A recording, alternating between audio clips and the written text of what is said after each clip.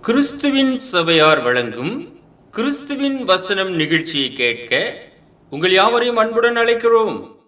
கிறிஸ்துவின் வசனம் இது கிறிஸ்தவர் கீதம், பரிசுத்த வேதம் பறைசாற்றும் வசனம். கிறிஸ்துவின் வசனம் இது கிறிஸ்தவர் கீதம், கிறிஸ்துவின் சபையார் வாழ்த்தி வழங்கும் கிறிஸ்துவின் வசனம் இது கிறிஸ்தவர் கீதம். கிறிஸ்துவின் வசனம், கிறிஸ்துவின் வசனம், கிறிஸ்துவின் வசனம். வேதாகம செய்தி நேரத்திற்கு வரவேற்கிறோம். Welcome to the Bible message. அன்பானவர்களே, மீண்டுமாக வேதாகம செய்தி வேளையிலே உங்களை சந்திப்பதிலே மிக்க மகிழ்ச்சி அடைகின்றோம். இன்றைய நாள் செய்திக்காக ஒரு ராஜ்யம், ஒரு வீடு, எ கிங்டம், எ ஹவுஸ். ராஜ்யம் என்று பார்க்கும்போது கர்த்தர் சபையை ஏற்படுத்தியிருக்கிறார். அது ஆவிக்குரிய ராஜ்யமாக இருக்கிறது. அதே போல கர்த்தருக்குள்ளாக ஒரு வீடு, அது எப்படி இருக்க வேண்டும், ராஜ்யம் எப்படி இருக்க வேண்டும், வேதாகமம் இதை பற்றி என்ன சொல்லுகிறது? ஆண்டவராய் இயேசு கிறிஸ்து மார்க்கு எழுதின சுவிசேஷம் 3ஆம் அதிகாரம் 24வது வசனத்திலே, ஒரு ராஜ்யம் தனக்குத்தானே விரோதமாக பிரித்திருந்தால் அந்த ராஜ்யம் நிலை நிற்க மாட்டாதே என்று சொல்கிறார். If a kingdom be divided against itself, that kingdom cannot stand. அந்த ராஜ்யம், அந்த ராஜ்யத்திலே உள்ளவர்கள் சப்போர்ட்டிவாக இருக்க வேண்டும். அப்பொழுதுதான் அந்த ராஜ்யம் நிலைப்படும். அந்த ராஜ்யத்தில் இருக்கிறவர்கள் அந்த ராஜ்யத்துக்கு விரோதமாக செயல்படுவார்கள் என்றால் அந்த ராஜ்யம் நிலை நிற்க மாட்டாது. இன்றைக்கு உலக அளவிலே நாம் பார்க்கிறோம், நாட்டிலே ஏன் சண்டை வருகிறது? அந்த குடிமக்கள் எதற்கு எதிராக போரிடுகிறார்கள்? அந்த ராஜ்யத்தினுடைய காரியங்கள் சரிவர செயல்படாவிட்டால் அதற்கு எதிராக போரிடுகிறார்கள். ஆக அந்த ராஜ்யம் குடிமக்களை கண்ணோக்கி பார்க்க வேண்டும். எனக்கு அன்பானவர்களே, இன்றைக்கு நீங்கள் நானும் கிறிஸ்து ஏற்படுத்தின அந்த ராஜ்யத்தின் பிரஜைகளாக நாம் இருக்கின்றோம். அந்த ராஜ்யத்திற்கு நாம் விரோதமாக செயல்படலாமா? எப்பொழுது நாங்கள் செயல்பட்டோம், எந்த விதத்திலே நாங்கள் செயல்பட்டோம் என்று நீங்கள் நினைக்கலாம். அநேக யூதாசை போல அந்த ராஜ்யத்திற்கு விரோதமாக செயல்படுகிறார்கள். யூதாஸ் இயேசுவை காட்டிக் கொடுக்கும்படியாக வகை பார்த்து கொண்டிருந்தான். அவனும் அப்போஸ்தலர்களே ஒருவனாகத்தான் இருந்தான். ஆண்டவராய் இயேசு கிறிஸ்துவினாலே தேர்வு செய்யப்பட்டவனாக இருந்தான். இருந்த போதிலும் ஆதி முதலாக பாவம் செய்கிற பிசாசு அவனுக்குள்ளாக புகுந்தான். ராஜ்யத்திற்கு விரோதமாக செய்யும்படியாக, இயேசுவை காட்டிக் கொடுக்கும்படியாக தூண்டினான். அதற்கு இசைவாக அந்த காரியத்தை அவன் செய்து முடித்தான் என்று பார்க்கிறோம். அன்பானவர்களே, பல வகையிலே ராஜ்யத்திற்கு விரோதமாக ஜனங்களை பிசாசு ஏவுகின்றான். இப்படி நாம் செயல்படுவோம் என்றால் அந்த ராஜ்யத்திற்கு விரோதமாக இருக்கிறவர்களாக நாம் இருப்போம். ஆகையினாலே ஒரு ராஜ்யம் தனக்குத்தானே விரோதமாக பிரிந்திருந்தால் அந்த ராஜ்யம் நிலை நிற்க முடியாது. லூக்கா எழுதின சுவிசேஷம் 17வது அதிகாரம் 20-21 வசனங்கள். தேவனுடைய ராஜ்யம் எப்பொழுது வரும் என்று பரிசேயர் அவரிடத்தில் கேட்டபோது அவர்களுக்கு அவர் பிரதியுத்தரமாக சொன்னார், தேவனுடைய ராஜ்யம் பிரத்யட்சமாய் வராது. இதோ இங்கே என்றும் அதோ அங்கே என்றும் சொல்லப்படுகிறதற்கும் ஏது வராது. இதோ தேவனுடைய ராஜ்யம் உங்களுக்குள் இருக்கிறதே என்றார். தேவனுடைய ராஜ்யம் நமக்குள்ளாக இருக்கிறது. எங்கே ஆண்டவருடைய நாமத்தினாலே 2-3 பேர் கூடுகிறார்களோ அது தேவனுடைய ராஜ்யமாக, சபையாக இருக்கிறது. அதைத்தான் ராஜ்யம் என்று அங்கே சொல்லுகிறார். ஆனால் அவர்கள் என்ன நினைத்தார்கள்? இந்த பூமிக்குரிய ஒரு ராஜ்யத்தை போல ஒரு ராஜ்யத்தை அவர்கள் எதிர்பார்த்து கொண்டிருக்கிறார்கள். இயேசு ராஜாதி ராஜாவாக இந்த பூமியில வீற்றிருப்பார், அவருடைய ஆளுகையின் கீழாக இருக்கும் என்று அவர்கள் எண்ணிக்கொண்டிருந்தார்கள். அவருடைய ராஜ்யம் ஆவிக்குரிய ஒரு ராஜ்யமாக இருக்கிறது. மனிதர்கள் இன்னைக்கு யுத்தம் செய்து கொண்டிருக்கிறார்களே, நாட்டுக்கு நாடு, அந்த விதமான ஒரு ராஜ்யத்தை அவர் ஆளும்படியாக இங்கே வரவில்லை. பிதாவாகிய தேவன் அவருக்கு ஒரு ராஜ்யத்தை ஏற்படுத்தியிருந்தார். அந்த ராஜ்யத்திலே நாம் எல்லோரும் அங்கங்களாக இருக்கின்றோம், அவருடைய பிள்ளைகளாக நாம் இருக்கின்றோம். அதை நாம் முதலாவது அறிந்து கொள்ள வேண்டும். ஆகையினாலே பரிசேயர் கேட்ட கேள்விக்கு இதோ இங்கே என்றும் அதோ அங்கே என்றும் சொல்லப்படுகிறதுக்கு ஏது வராது. தேவனுடைய ராஜ்யமானது உங்களுக்குள்ளாகவே இருக்கிறது, அதுதான் தேவனுடைய ராஜ்யம். இதை நாம் முதலாவது புரிந்து கொள்ள வேண்டும். அன்பான சகோதரர்களே, சகோதரிகளே, இதை நீங்கள் புரிந்து கொள்வீர்கள் என்று நாங்கள் நம்புகின்றோம். மத்தேயு எழுதின சுவிசேஷம் 18வது அதிகாரம் 10-11 வசனங்கள் இவ்விதமாக சொல்லுகிறது. இந்த சிறியரில் ஒருவனையும் அற்பமாய் எண்ணாதபடிக்கு எச்சரிக்கையாக இருங்கள். ஏனென்றால் அவர்களுக்குரிய தேவ தூதர்கள் பரலோகத்திலே என் பிதாவின் சமூகத்தை எப்போதும் தரிசிக்கிறார்கள் என்று உங்களுக்கு சொல்லுகிறேன். மனுஷகுமாரன் கெட்டு போனதை ரட்சிக்க வந்தார். இந்த உலகத்திலே கெட்டு போனதை கீழே கொட்டி விடுவார்கள், குப்பையிலே கொட்டி போட்டு விடுவார்கள். ஆனால் மனுஷகுமாரன் ஆண்டவராய் இயேசு கிறிஸ்து கெட்டு போனதை ரட்சிக்க வந்தார். நாம் எல்லாருமே கெட்டு போனவர்களாக இருந்தோம், பாவத்திற்கு அடிமைகளாக இருந்தோம், பாவத்திலே வீழ்ந்து போனவர்களாக இருந்தோம், ஒருவராலும் மீட்கக்கூடாத ஒரு சூழ்நிலையிலே தள்ளப்பட்டவர்களாக இருந்தோம்.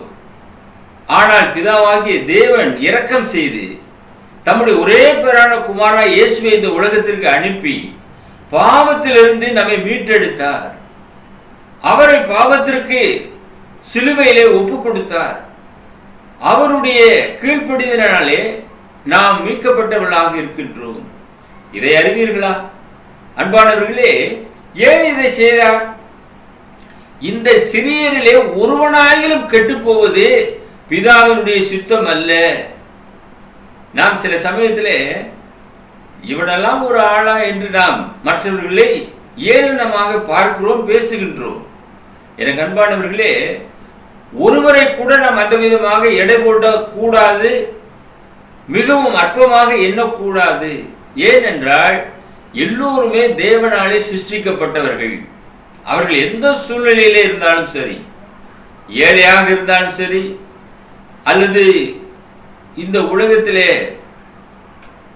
கல்வி அறிவிலே குறைவுள்ளவர்களாக இருந்தாலும் சரி, அல்லது வேற நோய்வாய்ப்பட்டவர்களாக இருந்தாலும் சரி, ஒருவேளை உடல் அங்கங்களிலே ஊனம் உள்ளவர்களாக இருந்தாலும் சரி, எந்த விதத்திலுமே நாம் அவர்களை பழித்து சொல்லிவிடக் கூடாது, கவனமாக இருக்க வேண்டும். ஏனென்றால் அவர்களுக்குரிய தேவ தூதர்கள் பரலோகத்திலே பிதாவின் சமூகத்தை எப்போதும் தரிசிக்கிறார்களா? அப்ப தேவன் ஒவ்வொரு கார்டியனை வைத்திருக்கிறார். அதை நாம் முதலாவது உணர வேண்டும். நாம் அவர்களை சொல்வது தேவனை சொல்வதற்கு சமமாக இருக்கும். அந்த மனிதர்கள் மீது தேவன் கவனம் உள்ளவராக இருக்கிறார். அப்படிப்பட்டவர்களையும் கர்த்தர் ரட்சிக்கத்தக்கதாக இந்த பூமிக்கு கடந்து வந்தார் என நாம் பார்க்கிறோம். ஆகையினாலே மனுஷகுமாரன் கெட்டு போனதை ரட்சிக்க வந்தார். எனக்கு அன்பானவர்களே, எனக்கு யாருமே இல்லை, எல்லோருமே கைவிட்டு விட்டார்கள், நம்மினவர்கள் எல்லாம் மோசம் போக்கிவிட்டார்கள் என்று அங்கலாய்த்துக் கொண்டிருக்கிற அநேகரை நாம் இந்த உலகத்திலே பார்க்கிறோம். ஒருபோதும் அவ்விதமாக கவலை கொள்ள வேண்டிய அவசியமே இல்லை. ஏனென்றால் அவர்களுக்குரிய தேவ தூதர்கள் பரத்திலே இருக்கிறார்கள். தேவன் அனுதினமும் அவர்களை கண்ணோக்கி பார்த்து கொண்டிருக்கிறார். ஒருவரும் தள்ளுண்டவர்களே அல்ல, கெட்டுப்போனதை மனுஷகுமாரன் ரட்சிக்க வந்திருக்கிறார். இந்த வார்த்தையினாலே நீங்கள் தேற்றப்பட வேண்டும். பிலிப்பியர் 2வது அதிகாரத்திற்கு நம்முடைய கவனத்தை திருப்புவோம். அங்கே முதல் 5 வசனத்தை நாம் பார்ப்போம் என்றால், அப்போஸ்தலனாகிய பவுல் சொல்லுகிறார், ஆதலால் கிறிஸ்துவுக்குள் யாதொரு ஆறுதலும் அன்பினாலே யாதொரு தேறுதலும் ஆவியின் யாதொரு ஐக்கியமும் யாதொரு உருக்கமான பட்சமும் இரக்கங்களும் உண்டானால் நீங்கள் ஏக சிந்தையும் ஏக அன்பும் உள்ளவர்களாய் இருந்து இசைந்த ஆத்மாக்களால் ஒன்றே சிந்தித்து என் சந்தோஷத்தை நிறைவாக்குங்கள். ஒன்றையும் வாதினாலாவது வீண் பெருமையினாலாவது செய்யாமல் மனத்தாழ்மையினாலே ஒருவரை ஒருவர் தங்களிலும் மேன்மையானவர்களாக எண்ண கடவர்கள். அவனவன் தனக்கானவைகள் அல்ல, பிறருக்கானவைகளையும் நோக்குவானாக. கிறிஸ்து இயேசுவில் இருந்த சிந்தையே உங்களிலும் இருக்க கடவுது என அப்போஸ்தலனாகிய பவுல் மிக தெளிவாக நேர்த்தியாக அழகாக எழுதியிருக்கிறதை இந்த பிலிப்பியர் 2வது அதிகாரத்திலே நாம் வாசிக்க கேட்டோம். அன்பானவர்களே, நாம் ஒன்றையே சிந்திக்க வேண்டும் என வேதாகமம் எதிர்பார்க்கிறது. அப்போஸ்தலனாகிய பவுல் அந்த விதமான சிந்தை உடையவராக இருந்தார். ஒருபோதும் அவர் தேவனுக்கு விரோதமான காரியங்களிலே ஈடுபடவில்லை. சவுலாக இருந்த காலத்திலே இந்த சபையை துன்புறுத்துகிறவராக இருந்தார். என்று ஆண்டவராய் இயேசு கிறிஸ்துவினாலே சந்திக்கப்பட்டாரோ அதிலிருந்து அந்த சபைக்காக ஜீவனையும் கொடுக்கும்படியாக ஊழியம் செய்தார். எனவே அவர் எழுதும்போது என்ன சொல்கிறார்? தனக்கானவைகளை அல்ல, பிறருக்கானவைகளையும் நோக்குவானாக. நாம் நமக்காகவே அநேக சமயத்தில் வாழ்ந்து கொண்டிருக்கிறோம். நமக்கு எல்லாம் தேவன் கொடுத்திருக்கிறார். நாம் ஏன் பிறருக்காக நாம் யோசிக்க வேண்டும்? பிறருக்கு ஏன் நாம் தான தர்மம் செய்ய வேண்டும் என்று அநேகர் தங்களை தாங்களே வளர்த்து கொண்டிருக்கிறார்கள். எனக்கு அன்பானவர்களே, பறவைகளை பாருங்கள், மிருக ஜீவன்களை பாருங்கள், பகிர்ந்து சாப்பிடக்கூடிய பழக்கம் அவைகளுக்கு இருக்கிறது. ஆனால் மனிதன் மாத்திரமே தன்னிச்சையாக அவன் வாழ்ந்து கொண்டிருக்கிறான். எனவே பவுல் சொல்வதை நாம் இங்கே உற்று நோக்கி பார்க்க வேண்டும். பிறருக்கானவைகளையும் நாம் நாட வேண்டும். பிறன் யார் என்று நாம் கேள்வி கேட்கக்கூடாது. நம்மை போல மாமிசத்தில் இருக்கிற மனிதனுக்கு முன்பாக நம்மை ஒழிக்க கூடாது. அவர்களுக்கு என்ன தேவை என்பதையும் நாம் அறிய வேண்டும். அவர்களுக்கு நாம் உதவி செய்ய வேண்டும். கூடுமானால் நாம் நன்மை செய்வதற்கு நாம் தீவிரமாக இந்த காரியங்களிலே செயல்பட வேண்டும் என வேதம் எதிர்பார்க்கிறது. கிறிஸ்து இயேசுவில் இருந்த சிந்தையே உங்களிலும் இருக்க கடவுது. கிறிஸ்து இயேசுவிலே இந்த விதமான சிந்தை இருந்ததா? அவர் நன்மை செய்கிறவராக எங்கும் சுற்றித் திரிந்தார். 33 ஆண்டுகள் அவருடைய சரித்திரத்தை பற்றி 4 சுவிசேஷங்கள் நமக்கு சொல்லுகிறது. கொரிந்தியர் 10வது அதிகாரம் 32-33 வசனங்களை நாம் பார்ப்போம் என்றால், நான் என் சுய பிரயோஜனத்தை தேடாமல் அநேகருடைய பிரயோஜனத்தை தேடி அவர்கள் ரட்சிக்கப்படும்படிக்கு எவ்விதத்திலும் எல்லாருக்கும் பிரியமாய் நடக்கிறது போல நீங்களும் யூதருக்கும் கிரேக்கருக்கும் தேவனுடைய சபைக்கும் இடரல் அற்றவர்களாய் இருங்கள் என எழுதுகிறார். கொரிந்து சபையாருக்கு எழுதும் போது இவர் எப்படி இருந்தாரோ அதை போலவே மற்றவர்களும் மாற வேண்டும் என்ற ஒரு விருப்பம் அப்போஸ்தலனாகிய பவுலுக்கு இருந்தது. அன்பானவர்களே, எனவே அவர் என்னை போல ஆகுங்கள் என்று சொல்கிறார். அவர் கிறிஸ்துவை போல மாறினார். ஒவ்வொருவரும் கிறிஸ்துவை போல மாற வேண்டும். அதற்காகவே அவர் இவ்விதமாக எழுதுகிறார். அவர் தன்னுடைய சுய பிரயோஜனத்தை தேடவில்லை. நான் அநேக இடத்திலே நான் சொல்லியிருக்கிறேன், அப்போஸ்தலனாகிய பவுல் 3 முறை ஆசியா முழுமைக்கும் சுவிசேஷம் அறிவித்தவர். கப்பல் பயணத்திலே அதிகமாக இருந்தவர். அன்றைக்கு சொந்தமாக தனக்கு ஒரு கப்பல் வேண்டும் என்று அவர் எண்ணிருப்பார் என்றால் அவருடைய கப்பல் தான் இன்னைக்கு வரைக்கும் ஓடிக்கொண்டிருக்கும். ஆனால் அவ்விதமாக அவர் அதை வாங்கும்படியாக முயற்சி எடுக்கவில்லை. ஆங்காங்கு வாடகை கொடுத்து பயணித்திருக்கிறது தான் நம் வேதத்திலே நாம் பார்க்கிறோம். கடைசியில் ஒரு வாடகை வீடு எடுத்து அங்கே தங்கி வந்தவர்களுக்கு சுவிசேஷம் சொல்லி இருக்கிறார். மனுஷகுமாரனுக்கோ தலைசாய்க்கு இடமில்லை. அப்போஸ்தலனாகிய பவுல் கூட தனக்காக சொந்தமாக எதுவுமே வைத்துக் கொள்ளவில்லை. எனவே அவர் சொல்லுகிறார், என் சுய பிரயோஜனத்தை தேடாமல் அநேகருடைய பிரயோஜனத்தை தேடி அவர்கள் ரட்சிக்கப்படும்படிக்கு எவ்விதத்திலும் எல்லாருக்கும் பிரியமாய் நடக்கிறது போல நீங்கள் நடங்கன்னு சொல்றார். நீங்களும் யூதருக்கும் கிரேக்கருக்கும் தேவனுடைய சபைகளுக்கும் இடரலற்றவர்களாக இருங்கள்.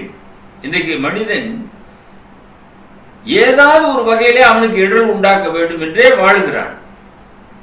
அனுதினமும் காலையில் எழுந்ததிலிருந்து மாலை வரைக்கும் ஏதாவது ஒரு இடையூறு செய்ய வேண்டும். அவனுடைய பிள்ளைகளும் அந்த விதமாக வளர்க்கப்படுகிறார்கள். ஒரு குருடர் போகிறார் என்றால் அவருக்கு முன்னாடி ஒரு கல்லை வைப்பது, தட்டி கீழே விழுகட்டும், அதை பார்த்து நாம் கைகூட்டி சிரிக்கலாம், தடுக்கலை போடலாமா? அவனும் குருடராக இருக்கிறான், கல்லை முன்னாடி விட்டால் அவனுக்கு என்ன தெரியும்? நிச்சயமாக விழுவான். இதைத்தான் இன்றைய உலகம் செய்து கொண்டிருக்கிறது. பிரியமானவர்களே, ஒருபோதும் நாம் யாருக்குமே எந்த விதத்திலும் இடையூறாக வாழக்கூடாது. இன்றைக்கு அநேக விதத்திலே ஜனங்கள் இடையூறாக வாழ்ந்து கொண்டிருக்கிறார்கள். ஏதோ ஒரு வகையிலே அதுதான் அவர்களுக்கு திருப்தி என்று கருதுகிறார்கள். தவறு அன்பான சகோதரே, சகோதரியே. ஒருவருக்கும் நாம் இடர் உண்டாக்க கூடாது. பேச்சிலாக இருந்தாலும் சரி, நடக்கையிலாக இருந்தாலும் சரி, மற்ற எந்த செயல்பாடுகளிலாக இருந்தாலும் சரி, ஒருபோது நாம் இடர் உண்டாக்க கூடாது. அப்படி நாம் இடர் உண்டாக்குவோம் என்றால் வேதம் சொல்லுகிறது, இந்த சிறியதிலே ஒருவனுக்கு இடர் உண்டாக்குகிறவன் எவனோ அவனுடைய கழுத்திலே எந்திரங்கள் கட்டப்பட்டு சமுத்திரத்தின் ஆழத்திலே அவனை தள்ளி போடுவதாக கர்த்தர் சொல்லுகிறார். எவ்வளவு பெரிய பனிஷ்மெண்ட் பார்த்தீங்களா? அவன் சின்னவன் தானே அப்படி நாம் நினைக்கலாம். ஆனால் அவனுக்கு நாம் இடர் உண்டாக்குவோம் என்றால் நமக்கு இவ்வளவு பெரிய பனிஷ்மெண்ட் காத்திருக்கிறது. அதனால சிந்தியுங்கள், உங்களை நீங்கள் வேத வசனத்தின்படியாக நடக்க பழக்கப்படுத்திக் கொள்ளுங்கள். யாக்கோபு சொல்கிறார், 1வது அதிகாரம் 22 25 வசனங்கள், அல்லாமலும் நீங்கள் உங்களை வஞ்சியாதபடிக்கு திருவசனத்தை கேட்கிறவளாய் மாத்திரமல்ல அதன்படி செய்கிறவளாயும் இருங்கள். எண்ணத்தினானில் ஒருவன் திருவசனத்தை கேட்டும் அதன்படி செய்யாதவனானால் கண்ணாடியிலே தன் சுபாவ முகத்தை பார்க்கிற மனுஷனுக்கு ஒப்பாக இருப்பான். அவன் தன்னைத்தானே பார்த்து அவிட விட்டு போனவுடனே தன் சாயல் இன்னது என்பதை மறந்து விடுவான். வேதாகமும் ஒரு கண்ணாடியாக இருக்கிறது. அது நம்முடைய பாவ கரைகளை சுட்டி காட்டக்கூடியதாக இருக்கிறது.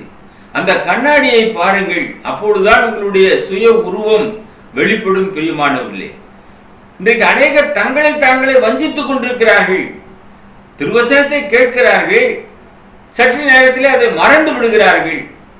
நாம் அதன்படியாக செய்ய நம்மை பழக்கப்படுத்திக் கொள்ள வேண்டும். கேட்கிறவர்களாய் மாத்திரமல்ல, அதன்படி நாம் செய்ய வேண்டும். இன்னைக்கு கிறிஸ்தவமானது செயலிலே இருக்கிறது, பேச்சிலே அல்ல. அன்பானவர்களே, கிறிஸ்தவர்களாக மாத்திரம் நாம் இருந்து விட்டால் போதாது, செயலிலே நாம் காட்ட வேண்டும், நடத்தையிலே நாம் காட்ட வேண்டும். அப்பொழுதுதான் கிறிஸ்தவம் வளரும். அதற்காக முயற்சிகளை எடுங்கள். இரண்டாவது, ஒரு வீடை பற்றி சொல்லுகிறார். ஒரு வீடு தனக்குத்தானே விரோதமாக பிரிந்திருந்தால் அந்த வீடு நிலை நிற்க மாட்டாது. மார்க் எழுதின சுவிசேஷம் 3வது அதிகாரம் 25வது வசனம். If a house be divided against itself, that house cannot stand. நிச்சயமாக அது நிலை நிற்கவே முடியாது. ஏனென்றால் அந்த வீட்டுக்கு விரோதமாக செயல்படுகிறவர்கள் அந்த வீட்டிலே இருக்கிறார்கள். வேற யாரும் அதற்கு விரோதமாக இருக்க வேண்டிய அவசியமே இல்லை. ஏனென்றால் விரோதமாக இருக்கக்கூடிய நபர் வீட்டிலே இருக்கிறார். அப்படி யார் அங்கே இருப்பார்கள்?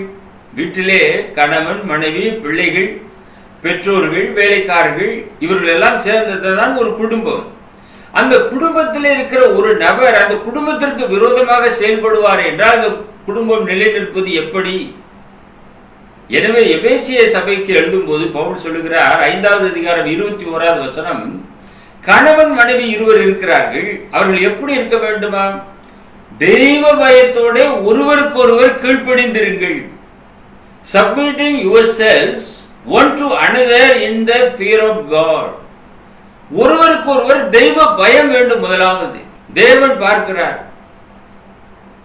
கணவனுக்கு தெரியாத விஷயம் ஒன்றுமே இருக்கக்கூடாது, மனைவிக்கு தெரியாத விஷயங்கள் ஒன்றுமே இருக்கக்கூடாது. எல்லாம் வெளிப்படையாக அங்கே தெரிய வர வேண்டும். ஒரு காரியத்தை கணவன் மறைப்பார் என்றால், ஒரு காரியத்தை மனைவியானவள் மறைப்பாள் என்றால், அந்த குடும்பத்திலே நிலை நிற்பது எப்படி? பிரச்சனை வரத்தான் செய்யும். ஆக அங்கே உண்மை இருக்க வேண்டும், தேவ பிரசன்னமானது இருக்க வேண்டும், தேவனுக்கு இருவரும் பயந்தவர்களாக இருக்க வேண்டும். முதலாவது, ஒருவருக்கு ஒருவர் தெய்வ பயத்தோட கீழ்ப்படிய வேண்டும். ஒருத்தர் மாத்திரம் பக்தியா இருந்தால் போதாது. இன்றைக்கு அநேக குடும்பங்களிலே சொல்லக்கூடிய வார்த்தைகளை நீங்கள் கேள்விப்பட்டிருப்பீர்கள். மனைவியானவள் என்ன சொல்லுவாள்? என்னை காட்டிலே என்னுடைய கணவன் மிகவும் பக்தியானவர். கணவன் என்ன சொல்லுவார்? என்னை காட்டிலே என்னுடைய மனைவி மிகவும் பக்தியானவள். நான் கூட ஜெபிக்க மறந்து விடுவேன். என்னுடைய மனைவி ஜெபிக்காமல் இருந்ததே இல்லை ஒரு நாளும். நான் கூட சபைக்கு போகாமல் இருந்து விடுவேன். என் மனைவி எல்லா நாளும் சபைக்கு போவாள். அதுவல்ல, இருவருமே இந்த காரியத்திலே நீங்கள் நினைத்திருக்க வேண்டும். ஜெபத்திலும் சபைக்கு போகிற விஷயத்திலும் இருவருமே போக வேண்டும். ஆக ஒருவருக்கொருவர் தெய்வ பயத்தோடு இப்படி இருக்கும்போதுதான் அந்த குடும்பம் ஆசீர்வாதமாக இருக்கும். எபேசியர் 4:27 ஒரு ஆலோசனை சொல்லுகிறார். இது மிகவும் முக்கியமான ஒரு ஆலோசனையாக இருக்கிறது.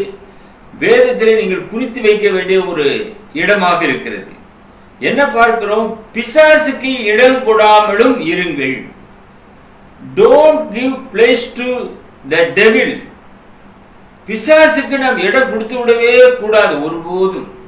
இன்னைக்கு அநேக குடும்பங்களிலே பிசாசுக்கு இடம் கொடுக்கிறார்கள். நாங்க எப்பொழுது இடம் கொடுத்தோம்? நாங்க வீட்டுக்கு முன்னாடி சிலுவை வைத்திருக்கிறோம், பிசாசு வரவே முடியாது. நான் அதை சொல்ல வர விரும்பவில்லை. நான் அதை சொல்லவில்லை. பிசாசு பல வகையில உங்கள் மூலமாக வருவான். வீட்டுக்குள்ளாக பொய்யின் ஆவியாக வருவான், களவின் ஆவியாக வருவான், உண்மையை மறைக்கிற ஆவியாக வருவான், உள்ளதை சொல்லாமல் இருக்கிற ஒரு யோசனையை கொடுப்பான், கணவனுக்கு விரோதமாக காரியங்களை செய்யத்தக்கதாக உங்களை தூண்டுவான், மனைவிக்கு விரோதமாக சில காரியங்களை செய்யத்தக்கதாக உங்களை தூண்டுவான். இதற்கெல்லாம் நீங்கள் இடம் கொடாது இருக்க வேண்டும். தேவன் இணைத்ததை மனிதன் பிரிக்காதிருக்க கடவன் என்று வேதத்திலே படிக்கிறோம்.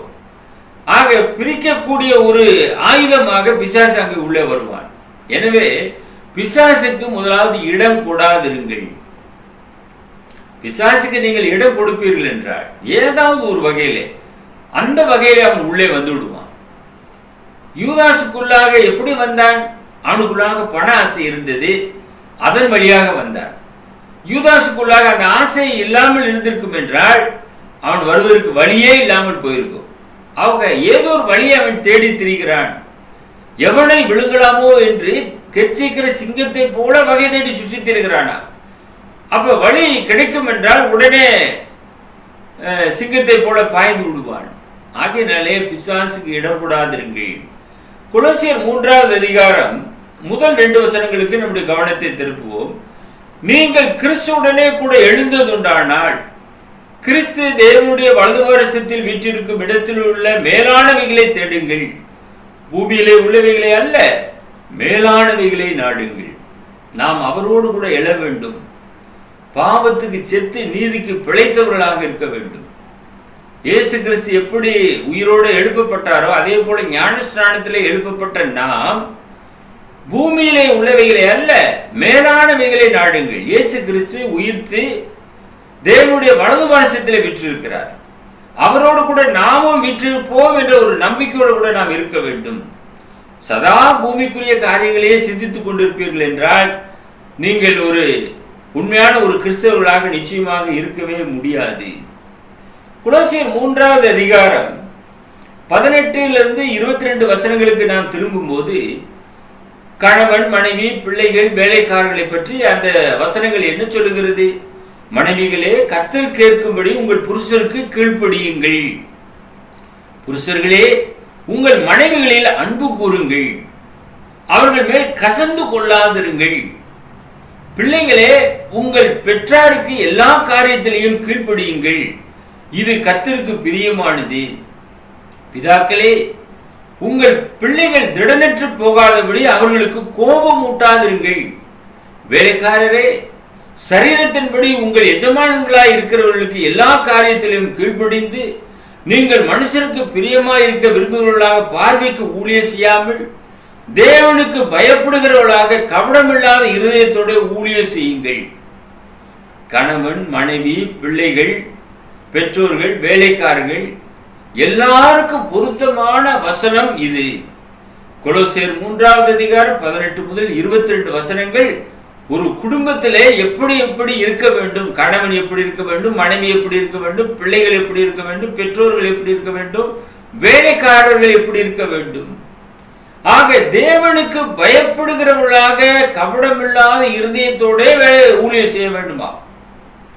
இந்த விதமான காரியங்கள் நடைபெற்றுக் கொண்டு இருக்கிறதா? நீங்கள் சகோதரிகள் கர்த்தர் கேட்கும்படி உங்களுடைய புருஷருக்கு கீழ்ப்படியவர்களாக இருக்கின்றீர்களா? புருஷர்களே, நீங்கள் உங்கள் மனைவிகளிலே அன்பு கூறுகிறீர்களா? மனைவிதான் நேசிக்கப்பட தக்கவள். அவளிடத்திலே அன்பு செலுத்த வேண்டும். அவர்களை கடிந்து கொள்ளாதிருக்க வேண்டும், கசந்து கொள்ளாதிருக்க வேண்டும். பெற்றாருக்கு பிள்ளைகள் எல்லா விதத்திலும் கீழ்ப்படிய வேண்டும். மற்றவங்க சொல்றதெல்லாம் கேட்பாங்க. தான் பெற்றோர் சொல்லும் போது போப்பா போமா கேட்க முடியாது. ஆனா பக்கத்து வீட்டுக்காரர் சொல்லும் போது சொல்லுங்க ஆண்டி உடனே விடுவான். அது என்னன்னே தெரியவே இல்லை. அப்படி என்ன நடக்கிறது? பெற்றோருக்கு பிள்ளைகள் கண்டிப்பாக கீழ்ப்படிய வேண்டும், வேதம் சொல்லுகிறது. அதே வேளையிலே பிதாக்களே, உங்கள் பிள்ளைகளை திடனற்று போகாதபடி அவர்களுக்கு கோபம் ஊட்டாதிருங்கள். பிள்ளைகளை நீங்க கோபம் ஊட்டிடவும் கூடாது. அதே நேரத்தில் கவனமாக இருக்க வேண்டும். வேலைக்காரர்கள் எஜமான்களாய் இருக்கிறவர்களுக்கு எல்லா காரியத்திலும் கீழ்ப்படிய வேண்டுமா? ஏனென்றால் அவர்கள் உங்களை போஷிக்கிறார்கள், ஒரு வேலை கொடுத்திருக்கிறார்கள். உண்மை உத்தமுள்ள ஒரு வேலைக்காரனாக நீங்கள் தொடர்ந்து செயல்பட வேண்டும். நீதிமொழிகள் புஸ்தகத்துக்கு நாம் திருப்பிக் கொள்ளுவோம். நீதிமொழிகள் 14வது அதிகாரம் 1வது வசனம், புத்தி உள்ள ஸ்திரீ தன் வீட்டை கட்டுகிறாள், புத்தி இல்லாத ஸ்திரீயோ தன் கைகளினால் அதை இடித்து போடுகிறாள். ஒரு வீட்டை கட்டக்கூடியவள் ஒரு ஸ்திரீயானவள். அந்த குடும்பத்தினுடைய தலைவன் புருஷனாக இருக்கலாம். ஆனால் அந்த வீட்டை கட்டக்கூடியவள் ஒரு ஸ்திரீயாக இருக்கிறாள், வேதம் சொல்லுகிறது. ஆனால் புத்தி இல்லாதவள் என்ன செய்கிறாள்? தன் கையை கொண்டே தன் வீட்டை இடிக்கிறாள். அப்படி என்றால் அர்த்தம் என்ன? தன்னுடைய வீட்டு விஷயத்தை மற்றவர்களிடத்தில் போய் சொல்லுவது. மற்றவர்கள் என்ன செய்வார்கள்? அதை கேட்டு இன்னும் 10 பேருக்கு சொல்வார்கள். உனக்கு தெரியாதா அவங்க வீட்டில் என்ன நடக்குதுன்னு? நியூஸ் பேப்பருக்கு முன்னாடியே உங்க செய்தி போயிடும், எல்லாருக்கும் போயிட முடியாது. ஒருத்தர்கிட்ட சொன்னீங்கன்னா போதும். அது நெருப்பு போன்ற ஒரு செய்தியாக இருக்கிறது. அப்படியே பரவி விடும், காட்டையே குளித்து விடும். ஒருபோதும் நீங்கள் இடிக்காதபடி உங்கள் குடும்பத்தை பாதுகாத்துக் கொள்ளுங்கள். கடைசியாக நீதிமொழிகள் 18:1 வாசித்து நாம் நிறைவு செய்யலாம். பிரிந்து போகிறவன் தன் இச்சையின்படி செய்ய பார்க்கிறான், எல்லா ஞானத்திலும் தலையிட்டுக் கொள்ளுகிறான். இந்த பிரிவு ராஜ்யத்திலும் வருகிறது, சபையிலும் வருகிறது, குடும்பங்களிலும் வருகிறது. இப்படி பிரிந்து போகிறவர்கள் தன்னுடைய சுய இச்சையின்படி செய்ய பார்க்கிறார்கள். ஆகையினால்தான் பிரிந்து போகிறார்கள். வேதம் அதைத்தான் சொல்லுகிறது. அவங்களுடைய இச்சையை நிறைவேற்றத்தக்கதாக பிரிந்து போகிறார்கள். பிரிந்து போவதை தேவன் ஒருபோதும் ஏற்றுக்கொள்வதே இல்லை. கூடி வாழ்ந்தால் கோடி நன்மை பழமொழி கேட்டிருக்கிறோம். பிரிவினையை தேவன் ஒருபோதும் ஏற்றுக்கொள்வதில்லை. ஒன்றாய் இருக்கும்படியாகத்தான் ஜெபம் பண்ணி இருக்கிறார். நாம் ஒன்றாய் இருந்து தேவனுடைய ராஜ்யத்தை நாம் கட்ட வேண்டும், குடும்பத்தை கட்ட வேண்டும். அது நம்மேல் விழுந்த கடமை. அதற்குரிய விசேஷ ஞானத்தையும் பலத்தையும் உங்களுக்கு பிதாவாகிய தேவன் கொடுக்கத்தக்கதாக உங்களுக்காக நாங்கள் ஜெபம் பண்ணுகிறோம். எங்களை நேசித்து வழிநடத்துகிற எங்கள் பரலோகத்தின் பிதாவே, ஒரு ராஜ்யம் தனக்குத்தானே விரோதமாக பிரிந்திருந்தால் அந்த ராஜ்யம் நிலைபெறாது. ஒரு வீடு தனக்குத்தானே பிரிந்திருந்தால் அந்த வீடு நிலைபெறாது என்று நாங்கள் வேதத்திலே நாங்கள் தியானம் செய்தோம். தகப்பனே, சபையிலும் குடும்பத்திலும் பிரிவினை இல்லாது பாதுகாத்துக் கொள்ளத்தக்கதாக நீர் தாமே கொடுத்த ஆலோசனைகளுக்காக நாங்கள் மெத்துதிக்கிறோம், ஸ்தோத்திரிக்கிறோம். இந்த நிகழ்ச்சியை பார்த்து கொண்டிருக்கிற அருமையான நேயர்களுக்காக, சகோதர சகோதரிகளுக்காக நாங்கள் பாரத்தோடு ஜெபம் பண்ணுகிறோம். எந்த ஒரு குடும்பமும் பிரிந்து போகாது இருக்கத்தக்கதாக உடைய வல்லமையுள்ள வசனம் அவர்களை பாதுகாக்க வேண்டுமா ஜெபம் பண்ணுகிறோம். சபையிலே அந்யோன்ய ஐக்கியம் தொடர்ந்து வளர்ந்து ஒருமனப்பட்டவர்களாக ஒரே மந்தையாக இருந்து உம்முடைய திருச்சித்தத்தை நிறைவேற்றத்தக்கதாக அவர்கள் யாவரையும் கர்த்தருடைய சத்திய பாதையிலே தொடர்ந்து வழிநடத்திட வேண்டுமாய் எங்கள் அன்பின் ஆண்டவர் இயேசு கிறிஸ்துவின் வல்லமையுள்ள நாமத்தில் இந்த ஜெபத்தை தாழ்மையோடு ஏறெடுக்கிறோம் எங்கள் பரலோகத்தின் பிதாவே, ஆமென். இந்நிகழ்ச்சி உங்களுக்கு பிரயோஜனமாய் இருந்திருக்கும் என நாங்கள் நம்புகின்றோம். தொடர்ந்து தேவ செய்திகளை கேட்டு உங்களுடைய மேலான கருத்துக்களை எங்களோடு கூட பகிர்ந்து கொள்ளுங்கள். எங்கள் முகவரி the Word of Christ, post office box number 5, Batlagundu 624202, South India. Our mobile number 9443558041. Another number 637935 0509. May God bless you all.